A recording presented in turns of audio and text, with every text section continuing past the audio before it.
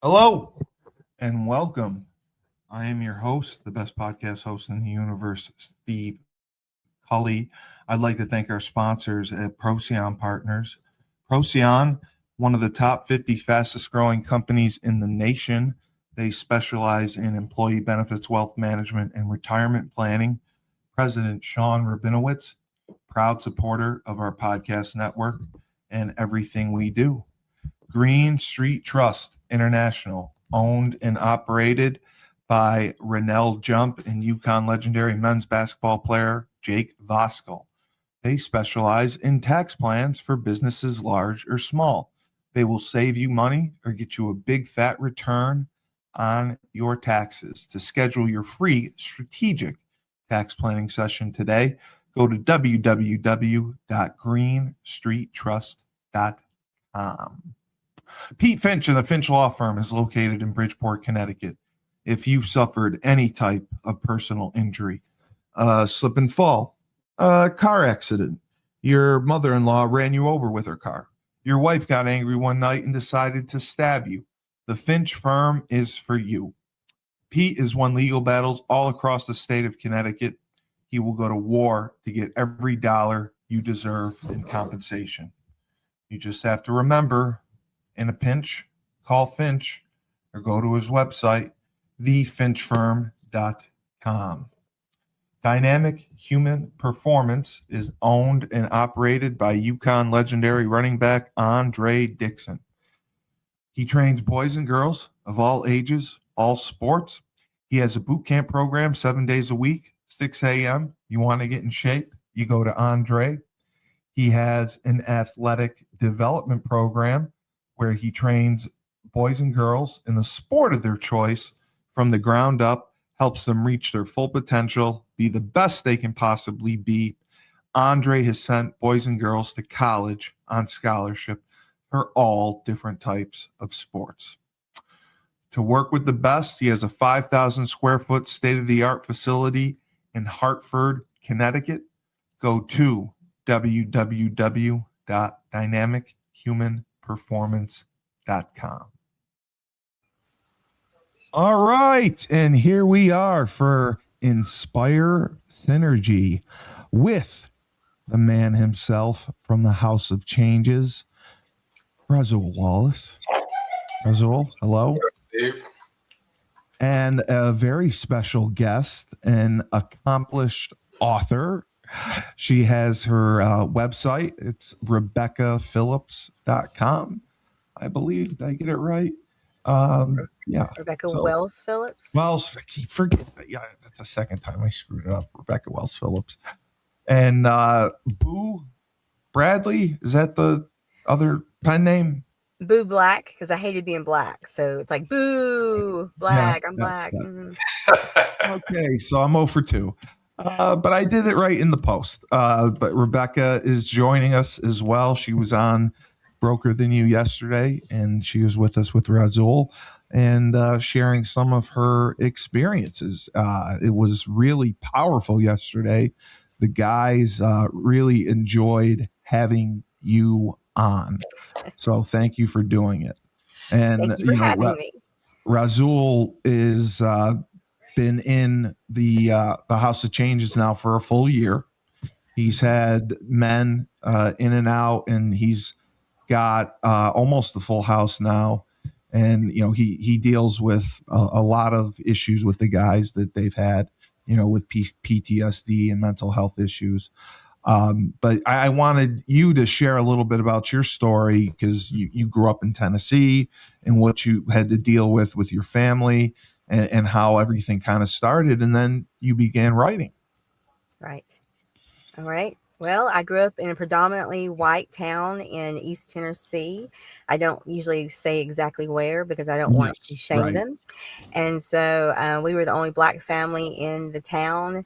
And my parents were in politics, and my middle name was the N word. So every day starting in elementary school, the N word was just who I was. And so I tried to fight for myself all the way through 5th grade. But every time I'd get in trouble, I'd get paddled by the principal, and then I'd go home and get belted by my father. So I had to learn to stop standing up for myself, and I just had to swallow the anger, the sadness, and I turned that into self-hate. And I wanted to disappear. I wanted to die. And so I have tried before. I've dealt with a lot of depression, suicidal ideation, anxiety. And so I wrote the book Hating Self by Boo Black to show others that all the burdens that we carry and the depression that we go through is to help someone else. And so in that book, there are lessons. There's like 13 lessons of the things that happen. Like I share experiences, but then I say from those experiences, I learned this about me. And most importantly, I learned to value myself from myself versus other people. Yeah. Yeah, that's why, Razul, I thought like it would be important for you to hear this from her, because maybe it could be something she could share with the men in the house who are dealing with similar issues that she has obviously done and gone through. I thought it would be productive. And your first book was mainly like kind of biographical, correct? Yes, it's autobiographical, like a memoir. Mm-hmm. Yeah, that's what I thought. And was that like a major part of your healing journey? Is that kind of when it started? Because I know you wrote it 10 years before you published it. So Right. that's why I was curious. Yeah, it's like a diary. It's written in like diary form, I guess. And I had no intention of ever publishing it. It was just something I was Right. going to give to my family so that my child, my grandchildren, my husband at the time would understand me and why I am the way I am. And so after my mom passed, I decided I needed to share it with the world and turn my pain into purpose and let people know that they're not alone. Right, exactly. And I mean, Razul, I mean, she was telling this yesterday, and my jaw dropped. Like getting the your middle name's the N word. You're getting called that all the time. I mean, you were in Long Island. Did you experience similar treatment? So it's funny because actually her story was definitely resonating with me, and I think being in the North, there was a little less, or significantly more subtle, less extreme than that. But when I was 9, we moved to Hicksville, Long Island, and at that time I had a little. My sister's like 2 years younger than me, and the school we went to, we were the only black kids in the school also. So when you were talking, it resonated with me. But also, I think the experience is a little bit different for black girls and black boys, especially as a black boy if you're an athlete, because you kind of. Oh, she said that too. Yes. If you're an athlete, you're kind of given a pass, I guess, and like you're actually kind of looked upon as more favorably, whereas especially young black women, and both of my sisters are beautiful, and they've grown out of a lot of the issues, and they're more aware of the way the childhood has impacted them, but it definitely had a significant, and they're beautiful women, but it produced a certain amount of insecurities and challenges that kind of still reflect in their relationships today. Yeah, because you mentioned that, Rebecca, that because the expectations were always you were going to be athletes, and you were into books, you were into reading, you were into educating yourself, and that was different, and that's why it kind of cast you out, right? Yep, sure did. Yeah, that's what I find. And you said that's different, yeah. And not only that, and my guess is, I feel like our parents usually do their best. They try the best with what they got. They learn how to parent from their parents, but to be ostracized by society and then double down on going home, that's rough. Yeah. It's because her parents, were in a political world. So if she was with someone in school and had an issue, you didn't know who that person was. If it was someone who was a supporter or whatever. So that's why I think my opinion, could have doubled down on it and made it worse because they were concerned about their political career, Right. and instead of, you know, the trauma that their daughter's going through. Right. The societal standings, or things Yeah. of that nature. Yeah, it just blew me away. And I mean, it's something I'll never be able to understand, but I was just shocked by it. Can I ask how it Yeah. how is it like? How's your relationship with your parents now? My mother died about, I said 4.5. I think it's been 5 years now. It was December 14th of 2021, right? 2021, I think. Yeah, it's 2021. Yeah. And my father's still alive, and he still lives in that town, but he doesn't read my books. He did read my Hurricane Helene book, but he technically refused, I think, to read my Hating Self book because he knew what it was about, because my parents never felt the same about the city as I did. So I was very close to my mother, looked just like her. And so now that she's gone, I really don't have a lot to do with my dad. I'll call him and check on him, but it's almost like he doesn't really support my writing or anything. Damn. It's almost like I don't have parents now. My mom's dead. So yeah. I'm sorry. Right. Thank you. What would you say is one misconception people have about trauma survivors that you wish they could, you could correct?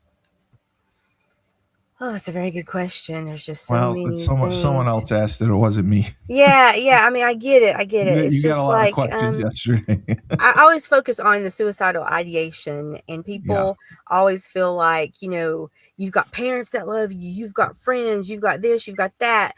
But it's like they don't understand that it's whatever's within you, and it's up here. So no matter what good there is in life, I always remember my childhood trauma. I will never forget the N word. No. And I used to be called fat and ugly and all these things. And so even though I have people tell me you're beautiful and I want a beauty pageant and everything, I still feel like that ugly N word. And it's like, people don't understand that drugs can't get it out of you. I've been through counseling and it's helped, but trauma remains. It remains. And it's a lifelong journey. I mean, to deal with it and treat it and go through it. It's not like, oh, take a pill and this will get you through it. It's always there. Yep. And you never know when it's going to come out, right? It can come out. Something can trigger you, right? And anything can come out from it. Yes. Well, it comes out. I feel like it comes out constantly in just the way you perceive everything. The way it shapes the way you see the world, and the way that the lens through which you see the world is kind of impacted or affected by that. It's crazy. It really is. It is, yeah.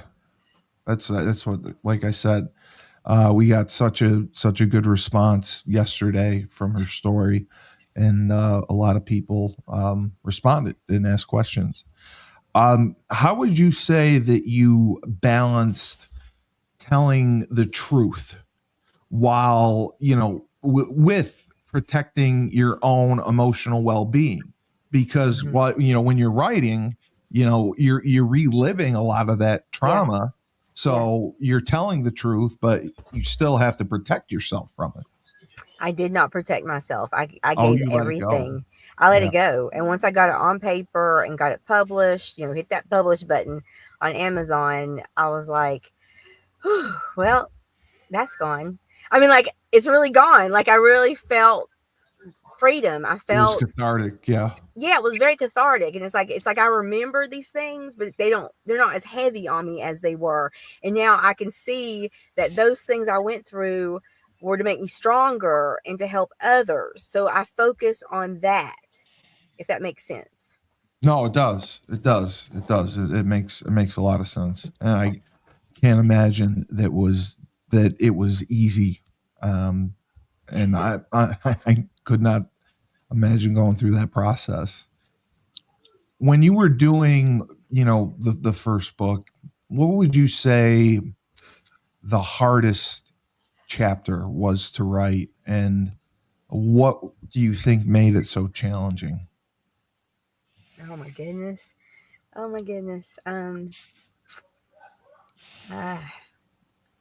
guess just when I won a beauty pageant, right? and it was at my school, high school. And I was one of 8 blacks in a school of 1,200 students. Jesus. And my graduating class was like 370 students, and I was in the top 10% of those students. And 2 of us were black out of the 370. And so I was constantly overachieving, doing whatever I could to lift myself up and to look and feel like I was like other people. And so I remember when I constantly watched my grades, and I was constantly going to the what do you call it, the counselor, and asking, where's my rank? What's my rank? Because I was just, it was so important for me to be in the top 10%, right? Yeah. And so all my friends were nerds. I was always hanging out with the nerdy kids, and so they were the ones that were high achieving and everything. And so I'd say to them, I'm in the top 10%. I'm in the top 10%. I should get an invite to the Beta Club, and get to wear the little sash thing and all that. I was so excited. And so the principal had a pep rally, and they recognized everyone that was in the top 10%. And so they called everybody down. Of course, I'm sitting with the nerds, us smart people, right? And they called everyone's name except for mine. Which made me I was confused. Did I drop in my rank? I mean, what? And so all my friends came back from getting recognized and clapped, and everybody stood, woo! And he got back up there, and I'm like, I don't understand why I didn't get called down. And they're like, well, I guess you're not in the top 10%. So I went home. I was very upset. I told my mom, I said, I don't know what's going on, but I need you to call school and see what happened, because I should have been in the top 10% and recognized. And so she called and talked to the principal, and they said they accidentally left me. Sure, right. This is an accident. Yeah. And they never did anything after that. They never said. They never made over it the up intercom. They never made it up to me. They're like, "Oh, we're real sorry." And so, I mean, that was 4 years of me busting my butt to be in the top 10%. And when I graduated, I finally got the invite after my mom called. I got the invite to Beta Club and all that, and I got the little yellow sash and all that. Right. But it was y'all held me down. You pushed me down. I couldn't even be recognized as an intelligent student. So that broke my heart. I will never forget that happened. And Razul, I mean, that's you see guys like that at the house. I mean, that has such an impact on your self-esteem and your self-worth. And something like that is really difficult to come back from, right? To recover from. It's man. So that happened all the time. That wasn't the only time. Whenever I won the beauty pageant, it was there at the high school, and I was a sophomore, and I had a girlfriend that she was a career beauty pageant person, right? So she started as a baby. And so she's like, hey, why don't you be in the beauty pageant with me? It's in 3 months. And I said, girl, I can't even walk in high heels. What are you talking about? And she's like, you don't have to wear high heels. I'll show you. She said, I'll work with you. I'll train you. And I'm like, okay. So for 3 months, this girl who was 2 years younger than me trained me. And I went, and I was in that beauty pageant with all the cheerleaders, all the, popular people and all that, all the beautiful, blondes and all that, and me, the one black girl. And I want you to know, I freaking won that contest. I won the pageant.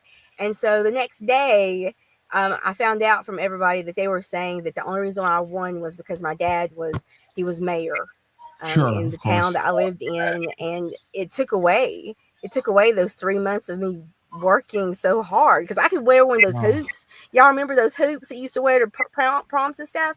I could walk and that sucker wouldn't move. That's how graceful I walked. You were working. You put the time in. Yeah, they took that away from me too. It goes on and on and on and on. Every year I could just come up with a story, and I shouldn't remember this, right? I shouldn't. No. It's insignificant. I mean, it really is insignificant when you think about life. And then they minimize it. Her dad is a black man was mayor. It's not a racist town. I bet you got that. Yes. I bet you got that. Yes. I didn't even think of that. You're right.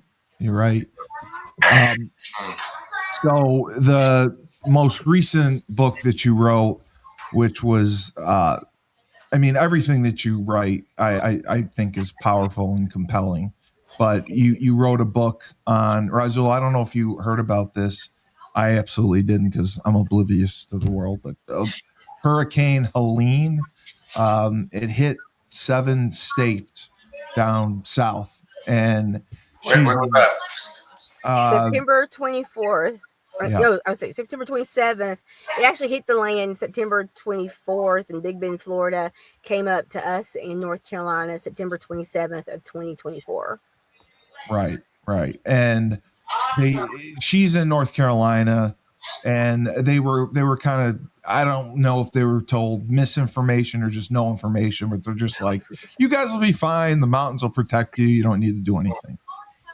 Meanwhile, it hit and it caused significant damage.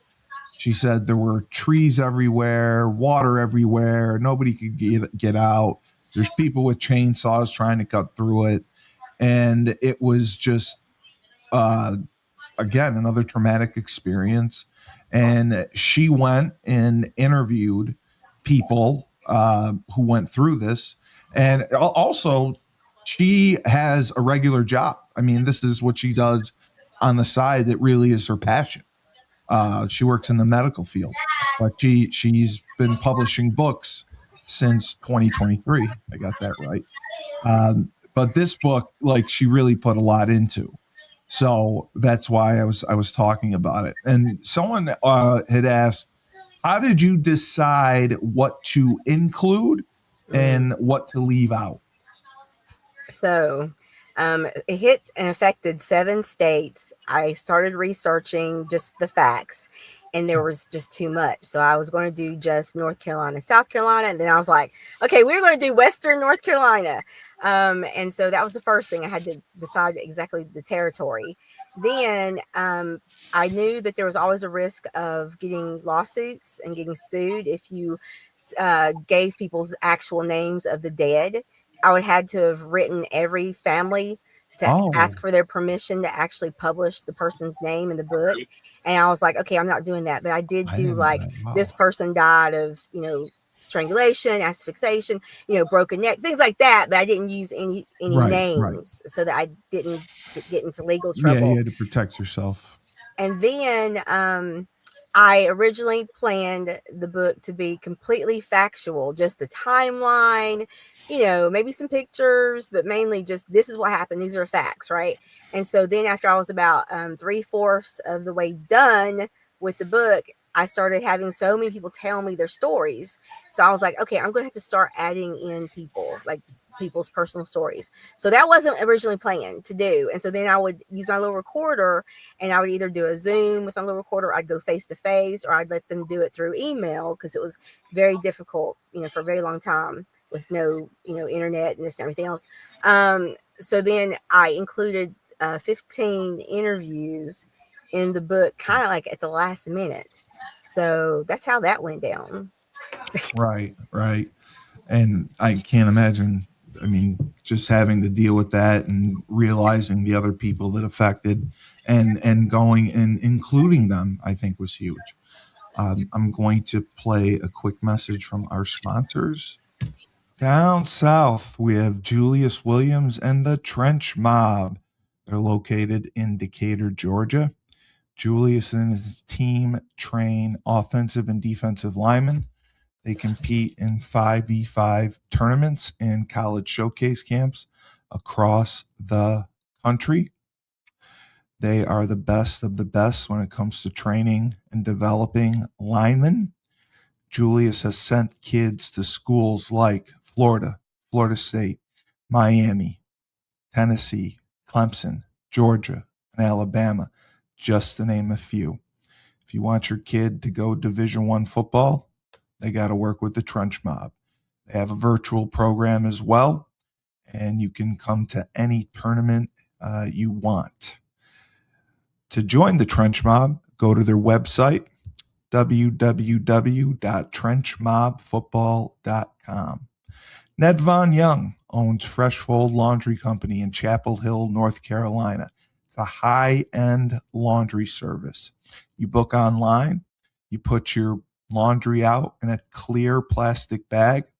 They pick it up, wash, dry, fold it for you in lightning speed records, and it can be done in 48 hours. They are now offering a drop-off service as well, so you can have your laundry done without leaving the comfort of your own home. They have an online subscription model as well, weekly or bi-weekly. So everything's done there. You book online, they pick it up, wash, dry, fold it for you, and then you can subscribe weekly or bi-weekly to their service and have it done there. They also have deals for college students. There's many colleges in the Chapel Hill area. You can get a deal, the same thing, and have your laundry all done for you without leaving the comfort of your dorm room. All you have to do is go to their website, myfreshfold-laundry.com.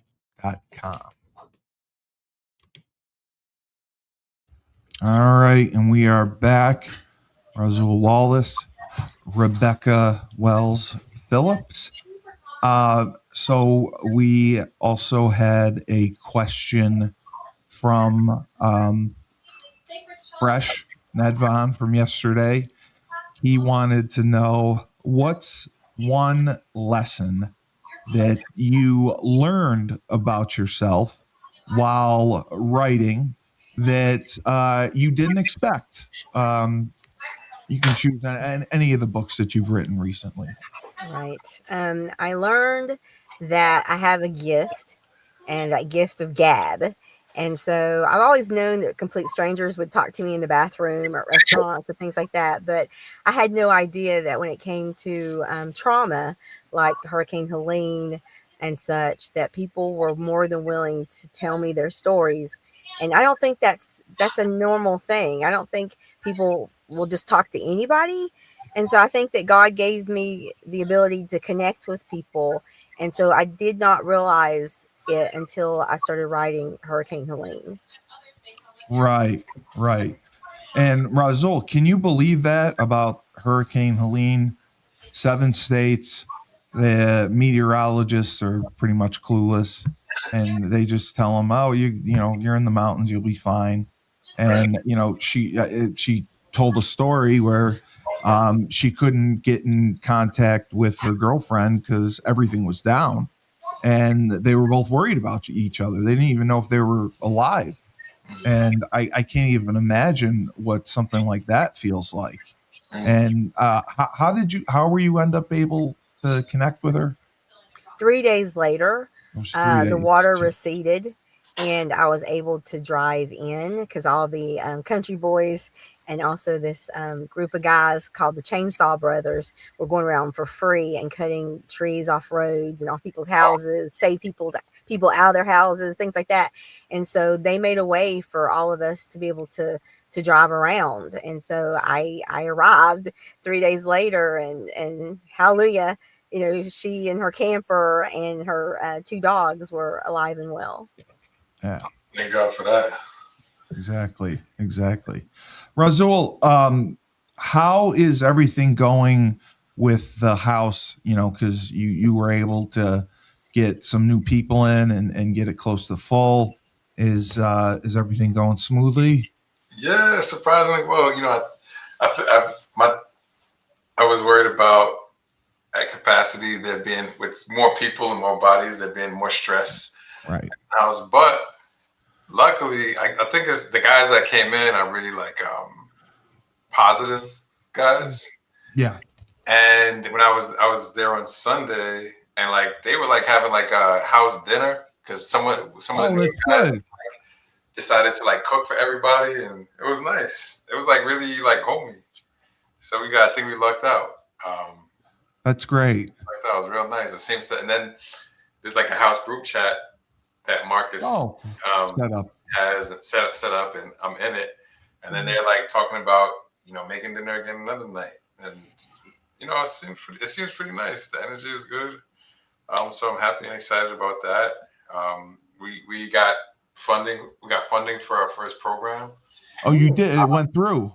Yep. Project Global City Norwich is a nonprofit that was started by Norwich Community Development Corporation.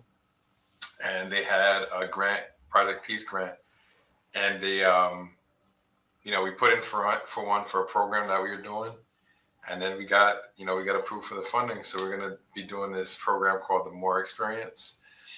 Stands for Men Operating Responsibly in Emotion. Right. And essentially, there's going to be 4 pillars: mental, emotional health and well-being, spiritual, physical, and financial health and well-being. And it'll be over the course of 20 weeks, 10 sessions every other Wednesday, and then we'll have an orientation, and then one leader in each pillar. We'll have 2 sessions with the guys. Right. Alternating weeks, they'll have like office hours and then like weekly check-ins. But the biggest goal at the end of it, a measurable goal, is for each of the guys to have created one new habit in each of the different pillars. Right. That can kind of help them to build, their life and the way they want to go. So that's awesome that you got that, and yeah. It's good to hear that the guys in the house are spending time together and getting along. That was the one thing that was different with the experience I had. We always hung out together, did stuff together, Oh, really? went out together. Yeah. I mean, we go bowling all the time. Watch. I ended up watching Power, and the guys love Power, so I got into Power. Yeah, I ended up loving it. Yes, and now I watch all the spinoffs. It was funny. So I'm watching it, and and then I'm seeing some gratuitous sex. I'm like, okay, so there's drugs. He's got a family, and they're just having sex all the time. It must be pretty easy to write. I mean, hey Razul, how many guys are in your house? We have 7 right now, and a house manager. Marcus is our house manager. He's from Tennessee. Oh, okay. Oh, he is phenomenal too. He's been great. So that'd be 7 plus 8 plus you would be 9. Well, he doesn't live in the house, but he's got one more. But you're still a part of it. You're part of it. Yeah. He owns it. Yes. So if I donated like 9 or 10 copies of Hating Self and had them delivered to y'all, would you give them out? Yeah, absolutely. Oh my God, okay. They would love that. I don't know if one of y'all can email Rebecca Wells Phillps at gmail.com. Give me an address. I will order it through probably Amazon, because that's who I first put it through, and just have it delivered directly to the address. I appreciate that. Thank you. That is extremely generous, and I think that is something that will absolutely the guys in the house will appreciate, because it's a great story. What do you hope your story does for someone who feels alone in their struggle? Make them realize they are not alone. No matter how much you feel it, it is a lie. It is a lie that Satan tells you, and it's not the truth. And Razul, I mean, I think that's very true, and that's what I was saying about when guys initially come to the house, they're at their lowest point, and they have to be built back up. So you got guys now that are in a different space. They're positive. They feel better about themselves. Would you say their self-esteem has improved and their outlook? They're very, all of them are very different, Sure. But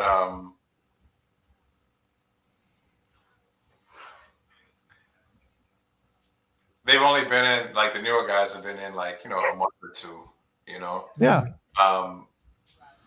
So as far as like change goes, I don't know. I think it's hard to kind of measure change in that time frame. But I think you notice how everybody interacts with each other.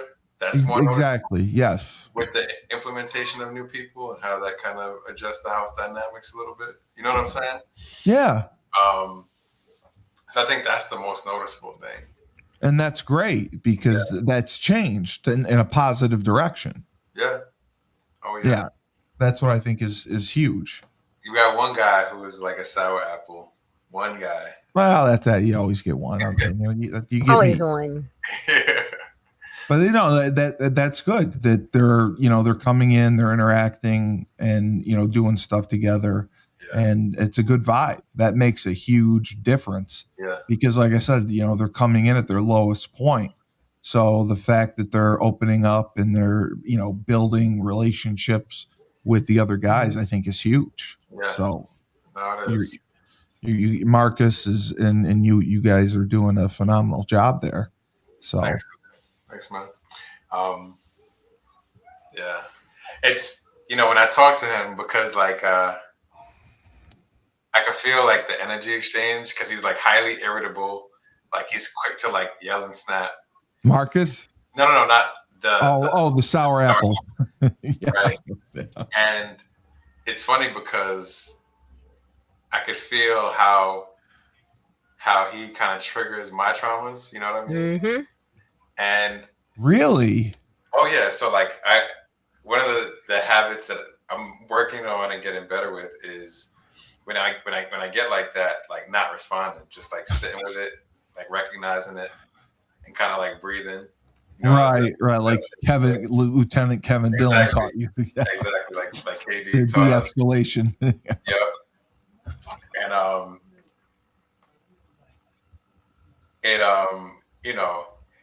two things. It makes you recognize, the work that you have to do still, and that you come a long way. But then also, what I've become a lot more aware of is that individual is like that because of they experience that throughout their life. You know what I mean? And that makes them like that. So I think it enables you to give a little bit more grace. Yeah, it's not personal towards you. It's just how they are, right?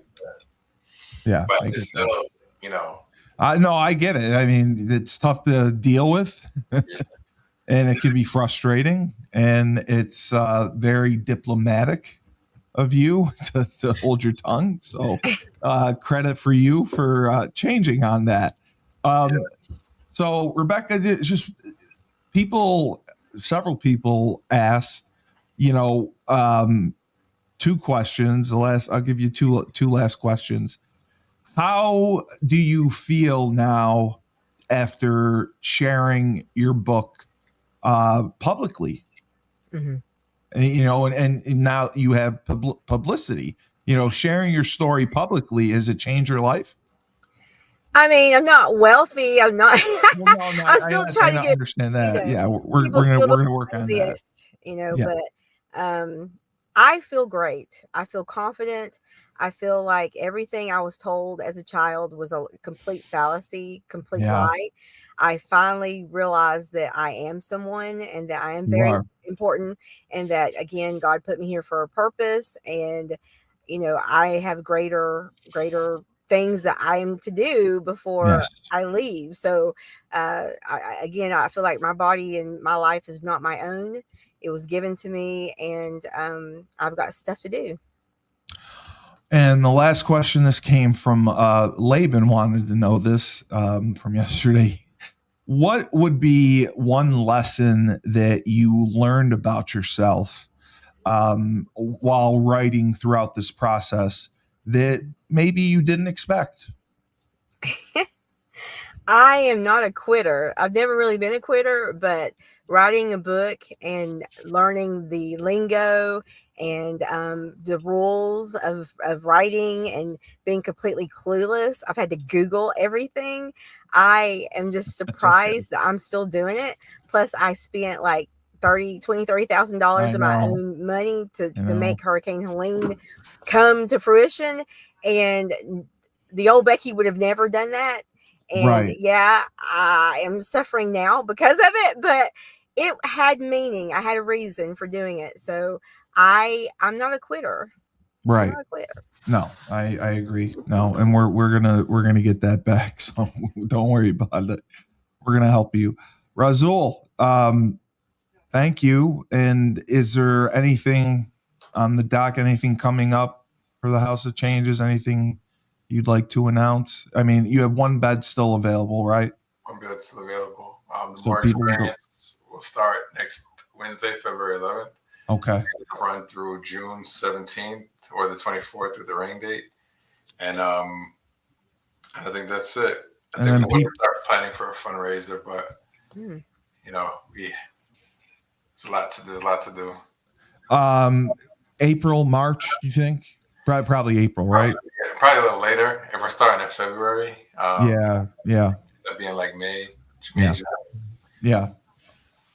Are you thinking still with doing something like the dinner like you did last time? I think so. Yeah. I think so. Yeah, that was a good time. We I like to eat. Yeah. I like to eat. I get excited. Yeah. No, it was fun. It was fun the last one. It was a cool night. Let me play our last guy and we'll get out of here. Finally, we have James Whitfield of Luther James Insurance. For the last 3 years, James has dedicated himself to the art of financial services. He specializes in life insurance and insurance policies. He will save you money, make you a boatload of money, and do so tax-free. He also specializes in retirement planning because we know the stress that goes into thinking about retirement. How much am I going to need? For how long? Do we have enough? Because fear of the unknown is real. To contact James, go to www.lutherjamesinsurance.com. All right. So Rebecca, Razul took off. Do you have anything in the works right now as far as writing that you're working on? Yes, I am working on Dragonfly Passion by Rachel Blue. That's another pen name, BLEU. Yes, I saw that. And that is the follow-up story of Butterfly Blossoms, which is an adult LGBTQ plus fiction. And then I'm hoping to get that out maybe around March. And then I am looking. 2 of them. That's right. Yeah, I'm looking for people who would like to share their stories of abuse anonymously. It's called Lift Our Voice. Abuse survivors speak their truth. And so my goal is to get that out by hopefully like November 30th of this year. Okay, beautiful. Well, thank you for coming on, and we'll have you on Broker Than You again next week, and we'll talk a little more business because we want to hear about your story on that end, and then with the writing as well. And you did phenomenal yesterday. Great response. Thank you again. And we put it in several Facebook groups and we got some good responses. So I hope it pays off. But thank you for coming on. We will be in touch soon. And Rebecca Wells Phillps, otherwise known as Boo Black, and Rachel Blue is her other pen names. I got it right that time. And her website, check it out. Her books are on Amazon. You can buy them there. And please check it out. And thank you. I am Steve Cully, the best podcast host in the universe. Remember, when life gives you lemons, don't make lemonade. Take 2 oranges and throw them back at life. And I'm Steve Cully. I'm running for Congress.